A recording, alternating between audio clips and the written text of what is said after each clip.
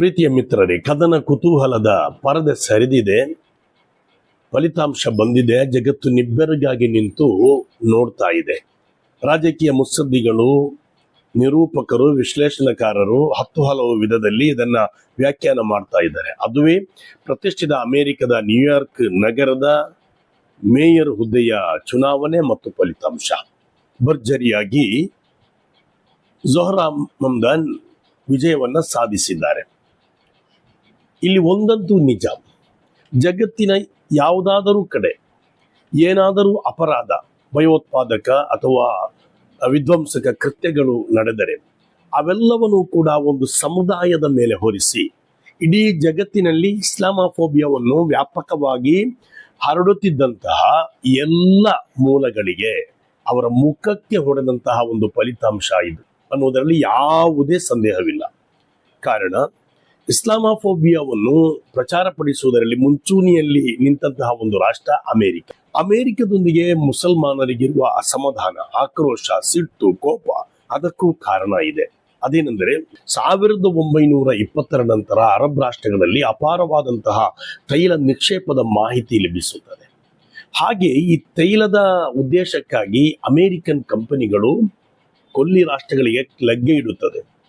ಹಾಗೆ ಆ ಸಂದರ್ಭದಲ್ಲಿ ನಮ್ಮ ದೇಶದ ಸಂಪನ್ಮೂಲವನ್ನು ಅಪಾರವಾಗಿ ಕೊಳ್ಳೆ ಹೊಡೆಯಲಾಗುತ್ತದೆ ಅನ್ನುವಂತಹ ಅಸಮಾಧಾನ ಅರಬ್ಬರಲ್ಲಿ ಮೂಡುತ್ತದೆ. ಆಮೇಲೆ 1948 ಮೇ 14 ರಾತ್ರಿ ಪ್ಯಾಲೆಸ್ತೀನ್ ಅನ್ನುವಂತಹ ಆ ರಾಷ್ಟ್ರವನ್ನು ಎರಡಾಗಿ ವಿಭಜಿಸಿ ಮೂಲ ನಿವಾಸಿಗಳಾದ ಪ್ಯಾಲೆಸ್ತೀನ್ ಮುಸಲ್ಮಾನರಿಗೆ ಅವರ ಬಹುತೇಕ ಭೂಭಾಗವನ್ನ ಕಬಲಿಸಿ ನಿರಾಶ್ರಿತರಾಗಿ ಬಂದಂತಹ, ವಲಸಿಗರಾಗಿ ಬಂದಂತಹ ಯಹೂದಿಗಳಿಗೆ ಬಹುಪಾಲು ಭೂಮಿಯನ್ನ ಕೊಟ್ಟು ಪ್ಯಾಲೆಸ್ತೀನ್ ಮಕ್ಕಳಿಗೆ, ನಿವಾಸಿಗಳಿಗೆ ಅನ್ಯಾಯ ಮಾಡಿದಂತಹ ಆ ಒಂದು ಘಟನೆ. ಅದರಲ್ಲಿ ಎಲ್ಲಾ ರೀತಿಯ ಸಹಾಯ ಮಾಡಿದ್ದು ಇಸ್ರೇಲಿಗೆ ಅಮೆರಿಕವಾಗಿತ್ತು. ಈ ಕಾರಣಕ್ಕಾಗಿ ವ್ಯಾಪಕವಾಗಿ ಮುಸ್ಲಿಂ ಸಮುದಾಯದಲ್ಲಿ, ಅದೇ ರೀತಿ ಅರಬ್ ಜನಾಂಗದಲ್ಲಿ ಅಮೆರಿಕದ ವಿರುದ್ಧ ಅಸಮಾಧಾನ, ಕೋಪ, ಆಕ್ರೋಶ ಇಮ್ಮಡಿಯಾಗುತ್ತದೆ. ಹೀಗೆ ಮುಂದುವರಿದು ಇರಾಕ್ ಯುದ್ಧ ಅದು ಕೂಡ ಸಂಭವಿಸುತ್ತದೆ. ಯುದ್ಧ ವೇಳೆಯಲ್ಲಿ ಅಮೆರಿಕವೇ ನೇರವಾಗಿ ತನ್ನ ಸೇನಾ ಬೇಸ್ ಅನ್ನ ಸೌದಿಯಲ್ಲಿ ಸ್ಥಾಪಿಸಿದಾಗ ಈ ಕೋಪ ಇನ್ನಷ್ಟು ವರ್ಧಿಸುತ್ತದೆ. ಹಾಗೆ ಒಂದು ರೀತಿಯ ಅಸಹಿಷ್ಣುತ ಭಾವನೆ ಅಮೆರಿಕದೊಂದಿಗೆ ಜಾಸ್ತಿ ಆಗ್ತಾ ಬರುತ್ತದೆ, ಒಂದಲ್ಲ ಒಂದು ರೀತಿಯಲ್ಲಿ. ಹೀಗೆ ಮುಂದುವರೆದು 2001 ಅಮೆರಿಕದ ನ್ಯೂಯಾರ್ಕ್ನಲ್ಲಿ ವರ್ಲ್ಡ್ ಟ್ರೇಡ್ ಸೆಂಟರ್ ಸೆಪ್ಟೆಂಬರ್ 11 ಕಿಡಿಗೇಡಿಗಳು, ಉಗ್ರಗಾಮಿಗಳು, ಭಯೋತ್ಪಾದಕರು ಧ್ವಂಸ ಮಾಡ್ತಾರೆ. ಆ ಸಂದರ್ಭದಲ್ಲಿ ಅಮೆರಿಕ ಭಯೋತ್ಪಾದನೆಯ ವಿರುದ್ಧ ಯುದ್ಧ ಸಾರುತ್ತದೆ. ಆದರೆ ಈ ಸಂದರ್ಭದಲ್ಲಿಯೂ ಇವತ್ತಿಗೂ ಒಂದು ಪ್ರಶ್ನೆ ಉಳಿದಿರುತ್ತದೆ. ಅದೇನೆಂದರೆ, ಬಲಿಷ್ಠವಾದ ದೇಶ, ಎಲ್ಲ ರೀತಿಯ ಗುಪ್ತಚರ ವ್ಯವಸ್ಥೆಗಳು, ಮಾಹಿತಿ ಪಡೆಯುವಂತಹ ವ್ಯವಸ್ಥೆಗಳು ಇರುವಂತಹ ದೇಶ. ತಲೆ ಮೇಲೆ ಒಂದು ಹಕ್ಕಿ ಹಾರಾಡುವುದಾದರೂ ಕೂಡ ಅದರ ಮಾಹಿತಿ ಲಭಿಸುತ್ತದೆ ಅನ್ನುವ ರೀತಿಯಲ್ಲಿ ಅಮೆರಿಕದಲ್ಲಿ ಮಾತ್ರ ಅಲ್ಲ, ಜಗತ್ತಿನ ಎಲ್ಲೆಡೆ ಏನು ಘಟ್ ನಡೆದರೂ ಅದರ ಮಾಹಿತಿಯನ್ನು ಪಡೆಯುವಂತಹ ಶಕ್ತಿಯು, ಅದಕ್ಕೆ ಬೇಕಾದಂತಹ ತಂತ್ರಜ್ಞಾನ ಇದೆ ಅಂತ ಕೊಬ್ಬಿನಿಂದ ಮಾತಾಡ್ತಿದ್ದಂತಹ ಅಮೆರಿಕದ ಮೇಲೆ ಎರಗಿದಂತಹ ಒಂದು ದೊಡ್ಡ ಮರ್ಮಾಘಾತ. ಆದರೆ ಇದು ಹೇಗೆ ಅಮೆರಿಕದ ಸಹಾಯವಿಲ್ಲದೆ 4 ವಿಮಾನಗಳನ್ನು ಅಪಹರಿಸಿ ಅಮೆರಿಕದ ಎದೆಯ ಮೇಲೆ ನಡುಕವನ್ನು ಉಂಟು ಮಾಡಲು ಹೇಗೆ ಸಾಧ್ಯವಾಯಿತು ಅನ್ನುವ ಪ್ರಶ್ನೆ ಈಗಲೂ ಕೂಡ ಉಳಿದಿರುತ್ತದೆ. ಅದೇನೇ ಇರಲಿ, ಪ್ರಥಮವಾಗಿ ಭಯೋತ್ಪಾದನೆಯ ವಿರುದ್ಧ ಸಮರ ಸಾರಿದಂತಹ ಅಮೆರಿಕ ಅಫ್ಘಾನ ಸರ್ಕಾರದ ವಿರುದ್ಧ ಸಮರ ಸಾರುತ್ತದೆ. ಹಾಗೆ ತಾಲಿಬಾನ್ ಸರ್ಕಾರವನ್ನ ದುರ್ಬಲಗೊಳಿಸುತ್ತದೆ. ಆಮೇಲೆ ಇರಾಕ್ ಅನ್ನು ಕೂಡ 2003 ಇರಾಕಿನ ಆ ಒಂದು ಸರ್ಕಾರವನ್ನು ಕೂಡ ಅಲ್ಲಿ ದುರ್ಬಲಗೊಳಿಸುತ್ತದೆ. ಮುಂದುವರೆದು 2001 ನಂತರ ವ್ಯಾಪಕವಾಗಿ ಎಲ್ಲ ಕಡೆ ಭಯೋತ್ಪಾದನೆ ಎನ್ನುವ, ಉಗ್ರವಾದವನ್ನುವ ಆ ಒಂದು ಸಂಗತಿಯನ್ನ, ಇಸ್ಲಾಮೋಫೋಬಿಯಾ ಅನ್ನುವ ರೀತಿಯಲ್ಲಿ ಪ್ರಚಾರಪಡಿಸುವ ನಿರಂತರ ಪ್ರಕ್ರಿಯೆ ನಡೆಯುತ್ತಲೇ ಇತ್ತು. ಇವತ್ತೂ ಕೂಡ ನಡೆಯುತ್ತಾ ಇದೆ, ಜಗತ್ತಿನ ಎಲ್ಲಾ ಕಡೆ ನಡೆಯುತ್ತಲೇ ಇದೆ. ಜಗತ್ತಿನ ಯಾವುದಾದರೂ ಒಂದ್ ಕಡೆ ಯಾವುದಾದ್ರೂ ಅಪರಾಧ ನಡೆದರೆ ಅದನ್ನು ಇಸ್ಲಾಮಿನ ಮೇಲೆ ಹೊರಿಸುವಂತಹ ಪ್ರಯತ್ನಗಳು ನಡೀತಾ ಇರ್ತವೆ. ಏನು ಮುಸಲ್ಮಾನರೆಲ್ಲರೂ ಕೂಡ ಭಯೋತ್ಪಾದಕರಲ್ಲದಿದ್ದರೂ ಭಯೋತ್ಪಾದಕರೆಲ್ಲರೂ ಕೂಡ ಮುಸಲ್ಮಾನರು ಅನ್ನುವ ರೀತಿಯಲ್ಲಿ ಪ್ರಚಾರ ಪಡಿಸಲಾಗ್ತಾ ಇದೆ. ಏನು ರಷ್ಯನ್ ಕ್ರಾಂತಿಯಲ್ಲಿ ಲಕ್ಷಾಂತರ ಮಂದಿ ಸತ್ತಾಗಲೂ ಕೂಡ ಭಯೋತ್ಪಾದನೆ ಹೆಸರು ಬರಲಿಲ್ಲ. ಅದೇ ರೀತಿ ಫ್ರೆಂಚ್ ಕ್ರಾಂತಿಯಲ್ಲಿಯೂ ಕೂಡ ಲಕ್ಷಾಂತರ ಮಂದಿ ಸತ್ತರು.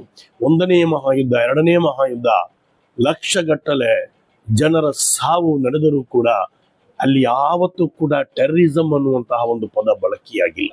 ಆದರೆ ವ್ಯಾಪಕವಾಗಿ ಮುಸಲ್ಮಾನರ ವಿರುದ್ಧ, ಇಸ್ಲಾಮಿನ ವಿರುದ್ಧ, ಇಸ್ಲಾಮೋಫೋಬಿಯಾ ರೀತಿಯಲ್ಲಿ ಭಯೋತ್ಪಾದಕತೆಯನ್ನ ವ್ಯಾಪಕವಾಗಿ ಹರಡಲಾಗ್ತಾ ಇದೆ.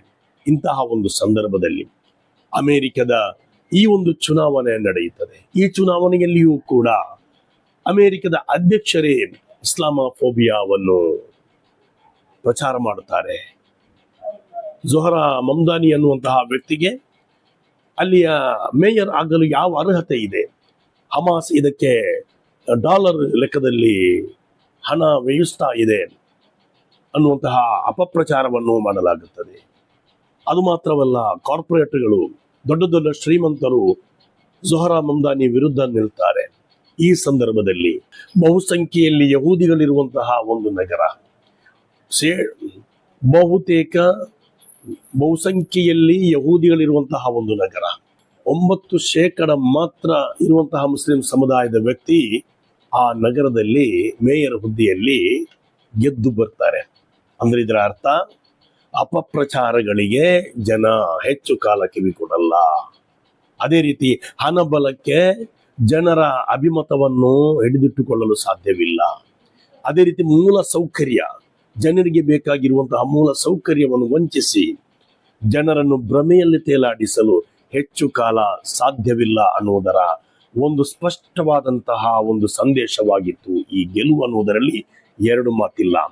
ಇಸ್ಲಾಮೋಫೋಬಿಯಾವನ್ನು, ಭಯೋತ್ಪಾದಕತೆಯನ್ನು ಎಷ್ಟೇ ಪ್ರಚಾರ ಪಡಿಸಿದರೂ ಕೂಡ ಸ್ವತಃ ತನ್ನ ಪ್ರಜೆಯನ್ನು ಬಿಟ್ಟು ಕೊಡುವ ಪ್ರಶ್ನೆ ಇಲ್ಲ ಅನ್ನುವಂತಹ ಸ್ಪಷ್ಟ ಸಂದೇಶವನ್ನು ನ್ಯೂಯಾರ್ಕಿನ ಜನತೆ ನೀಡಿದ್ದಾರೆ. ಮಾತ್ರವಲ್ಲ, I am American, I am Muslim, I am democratic ಅನ್ನುವಂತಹ ಪದವನ್ನು ಬಳಸುವಾಗಲೂ ಕೂಡ ಹರ್ಷೋದ್ಗಾರದಿಂದ ಇಡೀ ಅಮೇರಿಕನ್ ಜನತೆ ಸ್ವೀಕಾರ ಮಾಡಿದ್ದೇ ಆದರೆ ಹಣಬಲದಿಂದ, ಅಪಪ್ರಚಾರದಿಂದ ಜನರ ಅಭಿಮತವನ್ನು ಕಾಲದಲ್ಲಿ ಹಿಡಿದಿಟ್ಟುಕೊಳ್ಳಲು ಸಾಧ್ಯವಿಲ್ಲ. ಜನರ ಮೂಲ ಸೌಕರ್ಯವನ್ನು ಕಡೆಗಣಿಸಿ ಭ್ರಮೆಯಲ್ಲಿ ತೇಲಾಡಿಸಿ ಅಧಿಕಾರವನ್ನು ಉಳಿಸಿಕೊಳ್ಳಲು ಸಾಧ್ಯವಿಲ್ಲ. ಅಮೆರಿಕದ ನ್ಯೂಯಾರ್ಕಿನ ಮಹಾ ಜನತೆ ಜಗತ್ತಿಗೆ ಕೊಟ್ಟಂತಹ ಸ್ಪಷ್ಟವಾದಂತಹ ಒಂದು ಸಂದೇಶ, ಇಸ್ಲಾಮೋಫೋಬಿಯಾವನ್ನು, ಭಯೋತ್ಪಾದಕತೆಯನ್ನು ಒಂದು ಸಮುದಾಯದ ಮೇಲೆ ಹೇರುವಂತಹ ಪ್ರಯತ್ನ ಅದು ಸರಿಯಾದ ಕ್ರಮವಲ್ಲ ಅನ್ನೋದನ್ನ ಎತ್ತಿ ಹಿಡಿದಿದ್ದಾರೆ. ಮಾತ್ರವಲ್ಲ, ತನ್ನ ಪ್ರಜೆಯನ್ನು ಅಪಪ್ರಚಾರಗಳಿಂದ, ಹಣಬಲದಿಂದ ಸೋಲಿಸಲು ಸಾಧ್ಯವಿಲ್ಲ ಅನ್ನೋದನ್ನು ಅಮೆರಿಕದ ಜನತೆ ತೋರಿಕೊಟ್ಟಿದ್ದಾರೆ. ಈ ಫಲಿತಾಂಶವಾಗಿದೆ. ಕಾಲವೇ ತಕ್ಕ ಉತ್ತರವನ್ನು ಕೊಡಲಿದೆ ಎಂದು ನಮ್ಮ ಪೂರ್ವಿಕರು ನಮಗೆ ಕಲಿಸಿಕೊಟ್ಟದ್ದು. ಆದ್ದರಿಂದ ಇಸ್ಲಾಮೋಫೋಬಿಯಾ ಯಾವ ನಗರದಲ್ಲಿ ಹುಟ್ಟಿಕೊಂಡಿತೋ ಅದೇ ನಗರದಲ್ಲಿ ಅದು ಕೊನೆಯಾಗಿದೆ ಅನ್ನುವುದನ್ನು ಕೂಡ ನಾವು ಅರ್ಥ ಮಾಡಬೇಕು. ಅದೇ ರೀತಿ ಒಂದು ಅಪರಾಧವನ್ನು, ಒಂದು ಘಟನೆಯನ್ನು, ಒಂದು ವಿಧ್ವಂಸಕ ಕೃತ್ಯವನ್ನು ಇಡೀ ಸಮುದಾಯದ ಮೇಲೆ ಹೇರುವಂತಹ ದುಷ್ಟ ಶಕ್ತಿಗಳು ಕೂಡ ಇದರಿಂದ ಪಾಠವನ್ನ ಕಲಿತುಕೊಳ್ಳಬೇಕೆನ್ನುವುದು ಅತ್ಯಂತ ಪ್ರಸಕ್ತವಾದ ಸಂದೇಶವಾಗಿದೆ.